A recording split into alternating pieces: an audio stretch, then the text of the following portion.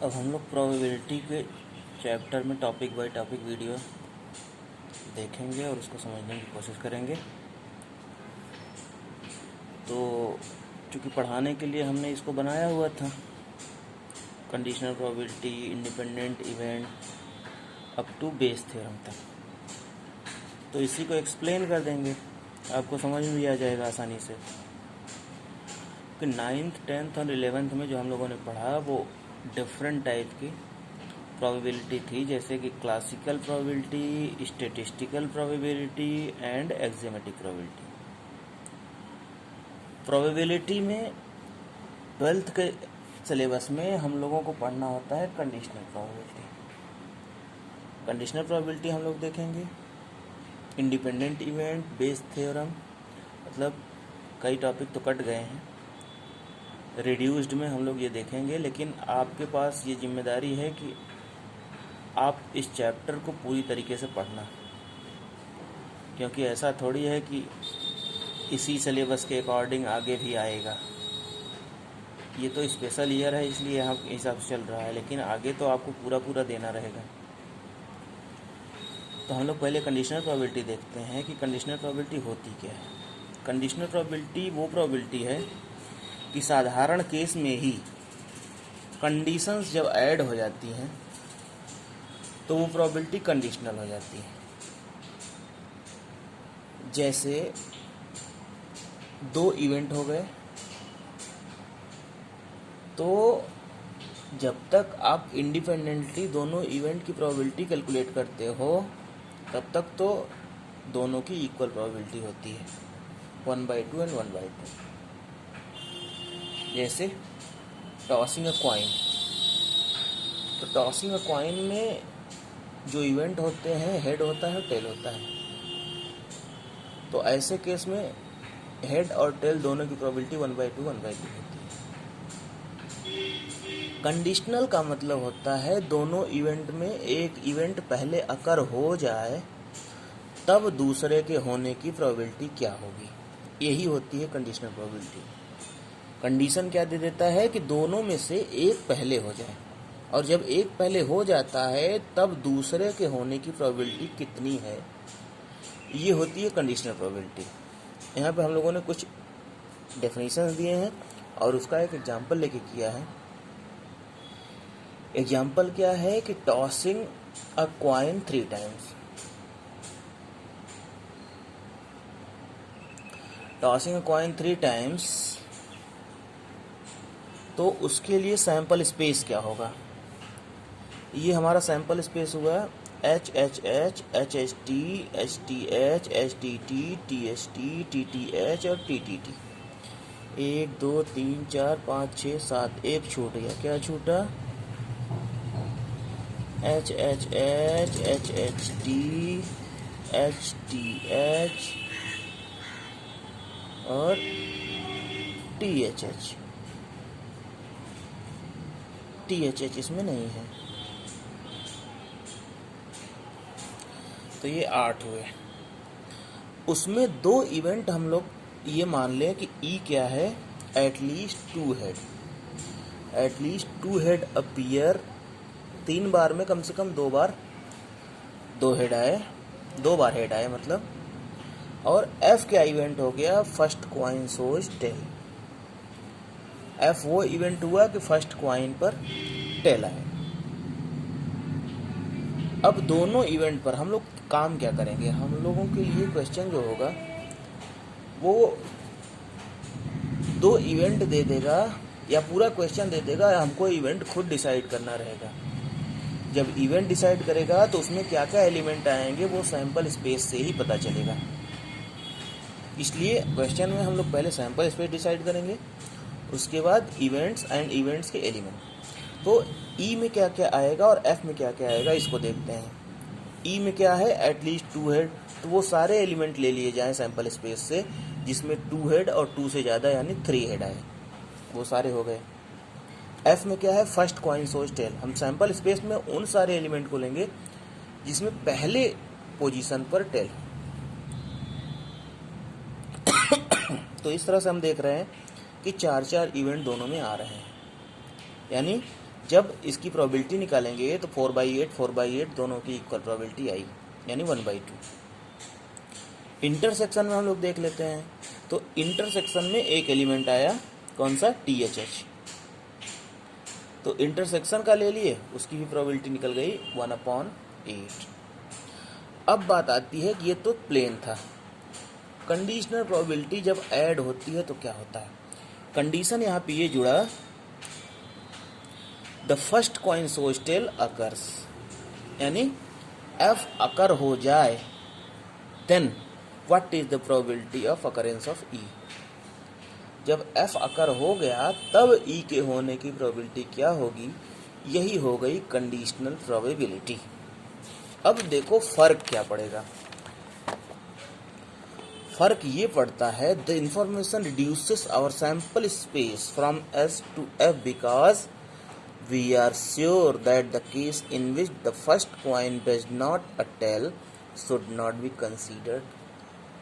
मतलब पहले हमारा जो सैंपल स्पेस S था उसमें सारे एलिमेंट आ रहे थे, उसके लिए चूंकि कोई कंडीशन नहीं दी गई थी।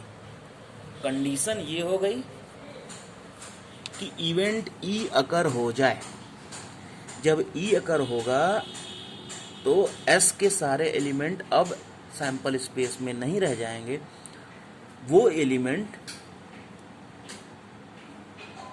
जिसमें F के सारे एलिमेंट आते थे, यानी F वाले एलिमेंट जो थे वही बचेंगे अब सैंपल स्पेस में। देखो पहले ही कह दिया कि this information reduces our sample space, S से F, पहले जो सैंपल स्पेस S बन रहा था अब वो F बनेगा, क्योंकि वी आर श्योर, हम जानते हैं, the case in which the first coin does not tail, जिस भी बार में पहली बार में टेल ना हो वो कंसीडर ही नहीं किया जाएगा। ठीक, इसलिए जब बिना टेल वाले कंसीडर नहीं किए जाएंगे तो सिर्फ टेल वाले बचे, और वो सारे आते हैं किसमें, F में। तो सैंपल स्पेस अब S से बदल के F हो गया, कब के लिए, जब कंडीशन अकर हो जाए।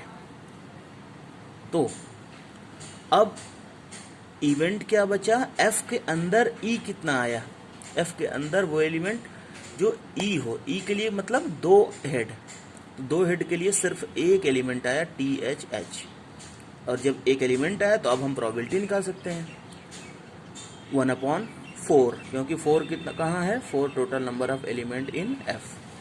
तो E की प्रोबेबिलिटी अब आई 1/4, यही होती है कंडीशनल प्रोबेबिलिटी। इसी को लिखते हैं E/F में, E गिवन F, यानी E प्रोबेबिलिटी ऑफ E जब F अकर हो जाए, probability of E after occurrence of F is equal to 1/4, यही होती है कंडीशनल प्रोबेबिलिटी। अब इसको फार्मूलेट अगर कर दें तो आपने देखा कि वो एलिमेंट आया E में आफ्टर अकरेंस ऑफ F सिर्फ वो एलिमेंट आया जो दोनों में कॉमन था, E और F दोनों में कॉमन था, वही चीज यहाँ पे हम फार्मूला बना दिए, number of element favourable to E intersection F upon number of event favourable to F, यानी number of E intersection F number of F sample space से डिवाइड कर दें, क्योंकि प्रोबेबिलिटी बनानी है, तो अपॉन S कर दिए, हमारा बन गया P intersection E intersection F upon PF, यही हो गई कंडीशनल प्रोबेबिलिटी, और इसका ये फार्मूला हो गया। अब उसकी कुछ प्रॉपर्टीज हैं कि कंडीशनल प्रोबेबिलिटी में कौन कौन सी प्रॉपर्टीज होल्ड करती हैं। तो पहली प्रॉपर्टी ये है कि probability of S given F या probability of F given F ये ऑलवेज 1 होती है। अब देखो यहाँ पे हम लोग यूज करेंगे कंडीशनल प्रोबेबिलिटी का फार्मूला, क्योंकि वो फार्मूला हम लोगों ने डिराइव कर लिया या फाइंड कर लिया। तो S/F क्या होगा, E/F क्या होता है, probability of E intersection F upon PF। तो S/F क्या होगा, probability of S intersection F upon PF। अब F क्या है, E और F ये दोनों जो थे वो S के सबसेट थे, क्योंकि बड़ा सा सैंपल स्पेस S हुआ, उसी के दो पार्ट, उसी में E और F था, तो ई लीजिए चाहे एफ लीजिए, अगर उसका इंटरसेक्शन एस के साथ लेंगे तो अगर ई को इंटरसेक्ट करा रहे हैं तो ई मिलेगा, एफ का इंटरसेक्शन ले रहे हैं तो एफ मिलेगा। इसलिए S intersection F P F ही मिलना है, तो पी एफ वन हो गया, पी एफ में भी वही रहना है तो वन हो गया। सेकंड जो प्रॉपर्टी है वो कह रही है कि if A and B are any two events of a sample space and F is any event, इस तरह से कि वो जीरो न हो, then A union B upon F is equal to P A upon F plus P B upon F minus P A intersection B upon F. And particular में क्या होगा कि अगर ए और बी डिसजॉइंट हो तो P A union B upon F is equal to P A upon F plus P B upon F. ये हो गया पूरा प्रॉपर्टी। इसकी प्रूविंग देख लेते हैं। तो ये तो फार्मूला है, ए जैसे ई अपॉन एफ था तो क्या हुआ, ई अपॉन एफ में तो ऊपर आता है ई इंटरसेक्शन एफ, नीचे आता है पी एफ। अब ई के बदले में ए यूनियन बी हो गया, तो यहाँ भी ए यूनियन बी इंटरसेक्शन जो नीचे वाला है वो हो गया अपॉन एफ। अब क्या कर रहे हैं, इसको दोनों के साथ ले लिए तो P A intersection F union P B intersection F. अब क्या हो रहा है यहाँ पर, ए यूनियन बी ले लिए। ए यूनियन बी जब लेंगे आप तो ए यूनियन बी का फार्मूला क्या, जो सेट थियरी में हम लोग पढ़े थे, n A union B is equal to n A plus n B minus A intersection B. वही चीज़ यहाँ है। इसको अगर कैपिटल ए मान लिया जाए, कैपिटल ए तो माने ही हैं हम लोग, मान लो एक्स हो गया, ये वाई हो गया, तो पी एक्स यूनियन वाई कितना होगा, P X plus P Y minus P X intersection Y. वो चीज़ यहाँ पे अप्लाई कर दें तो P A intersection F plus P B intersection F minus P A intersection B intersection F. अब आगे क्या हो रहा है, आगे इस पी एफ को तीनों पर डिस्ट्रीब्यूट कर दिए, तो पी ए इंटरसेक्शन एफ के साथ पी एफ ले लिए, बी इंटरसेक्शन एफ के अपॉन पी एफ ले लिए और A intersection B intersection F के अपॉन पी एफ ले लिए। तीनों अलग अलग हो गए। अब ये तीनों अलग अलग फार्मूले बन गए। कंडीशनल प्रोबेबिलिटी का ये फार्मूला क्या बना, probability of A given F, ये क्या बना, probability of be given F, और ये बना probability of A intersection be given F. अब जो इनका स्पेशल एक लाइन दिए हुए हैं कि अगर ए और बी डिसजॉइंट हो, डिसजॉइंट का मतलब होता है डिस प्लस जॉइंट, दोनों सेट में कोई भी ज्वाइनिंग ना हो, और ज्वाइनिंग ना होने का मतलब इंटरसेक्शन में कोई एलिमेंट नहीं आना चाहिए, इंटरसेक्शन फाई हो। तो जब इंटरसेक्शन में फाई होगा तो ये जो लास्ट वाला पोर्शन है ये जीरो हो जाएगा। जब ये जीरो हो जाएगा तो अब P A union B upon F सिर्फ दो पार्ट बचेगा, P A union B upon F is equal to P A upon F plus P B upon F. ये हुई दूसरी प्रॉपर्टी। मतलब ये कि जो फार्मूला सेट थियरी में ए यूनियन बी के साथ थी, वही फार्मूला प्रोबेबिलिटी में probability of A union B के साथ काम करेगी। थर्ड जो इसकी प्रॉपर्टी है, थर्ड प्रॉपर्टी क्या कहती है कि P of E dash upon F is equal to 1 minus P E upon F. जैसे कंप्लीमेंट हो जाए कि दो एंगल मिलकर के 90 बन रहे हैं, एक 60 है तो दूसरा 90 में से 60 माइनस कर दो, यही चीज। अब देखो कोई भी यूनिवर्सल सेट जो होता है S, वो E और E डैश के यूनियन से बनेगा। तो जब E और E डैश की यूनियन से बनेगा, और पहली प्रॉपर्टी में इसको आप लिख लो बाई फर्स्ट प्रॉपर्टी।